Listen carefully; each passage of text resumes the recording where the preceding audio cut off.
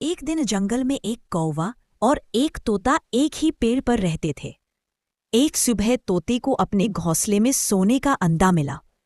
कौवा हैरान होकर बोला, ये अंडा मुझे दे दो, मैं संभाल लूंगा। तोता बोला, नहीं, ये मेरा नसीब है।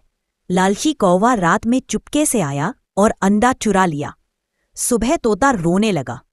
भगवान का करिश्मा हुआ, तोते के घोंसले में फिर एक सोने का अंडा आ गया। कौवा खुश होकर उड़ने लगा, लेकिन जैसे ही उसने अंडा तोड़ा, अंदर से आग निकली और कौवा जल गया।